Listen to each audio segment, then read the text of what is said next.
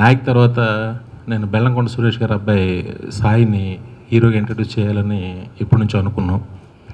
ఒక కొత్త అబ్బాయి మీద సినిమా తీసేటప్పుడు కావాల్సిన స్క్రిప్ట్ నేను ఎక్కడో సాటిస్ఫై అవ్వాల. ఒకటి రెండు స్క్రిప్ట్స్ కొంచెం సాటిస్ఫాక్షన్గా అనిపించిన సురేష్ గారికి ఎక్కడో కాన్ఫిడెన్స్ లేదు. దాంతో అలా చేస్తూ ఉన్నాను. బట్ నేను ఇదేమో గ్యాప్గా ఫీల్ అవ్వట్లే. ఎప్పుడు తీసినా ఒక మంచి సినిమా, హిట్ సినిమా తీయాలి తప్ప ఇప్పుడు నాకు గబగబా సినిమాలు తీసేయాలన్న ఆతృతగా నేను ఎప్పుడు సినిమా తీయను. ఒక కొత్త అబ్బాయితో ఏదో ఒక చిన్న సినిమాలాగా అనిపించదు మీకు. It's high budget film. చాలా పెద్ద సినిమాలాగే పోర్ట్రేట్ చేస్తున్నాం, పెద్ద హీరోని పోర్ట్రేట్ చేసినట్టు చేస్తున్నాం. అంటే చాలా భారీగా ఉంటుంది ఈ సినిమా.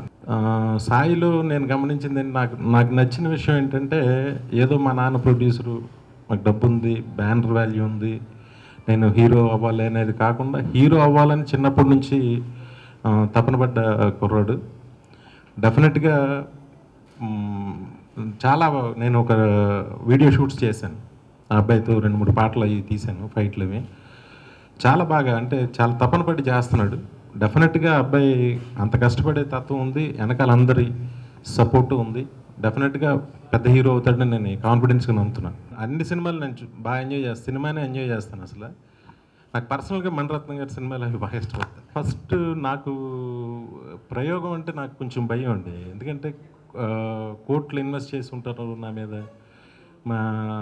ఏదో కమర్షియల్గా ఫస్ట్ కొత్తగా చేద్దాం ఏదో అనుకుంటాను, దిగిన తర్వాత మళ్ళీ మారిపోతాను. ఇప్పుడు నేను అనుకునే స్క్రిప్ట్, ఇప్పుడు మేము ఫైనలైజ్ చేసిన స్క్రిప్ట్లో అయితే ఫుల్ లెంగ్త్ మంచి కామెడీ ఉంటుంది, మంచి యాక్షన్ ఉంటుంది, ఒక మంచి మ్యూజిక్కి అవకాశం ఉన్న కథ, అన్ని హంగులు ఉన్న సినిమా.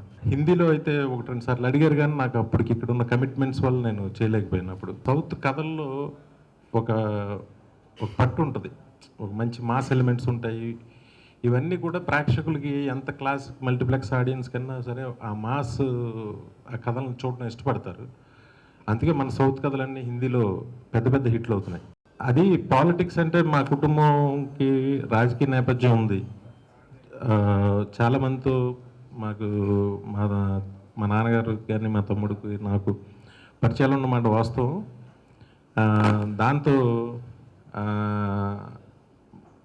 కొడాలి నానిగారు ఎక్కడో అన్నది అలాగా బయటకు వచ్చి నేను వస్తున్నానని వచ్చింది. బట్ నాకు ఇప్పుడైతే ఇంట్రెస్ట్ లేదు, ఫ్యూచర్లో ఏమో నాకు తెలియదు. ఇప్పుడైతే ఆలోచన అయితే లేదు. నా జీవితంలో ఇప్పటివరకు నేను ప్లాన్ చేసింది ఏదీ లేదు.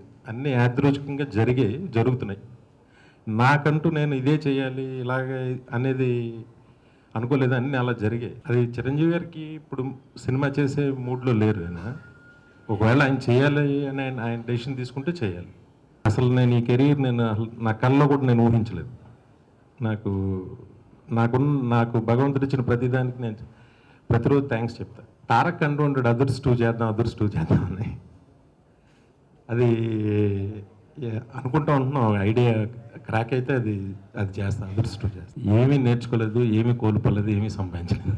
ఎలా ఉన్నా థ్యాంక్ యూ.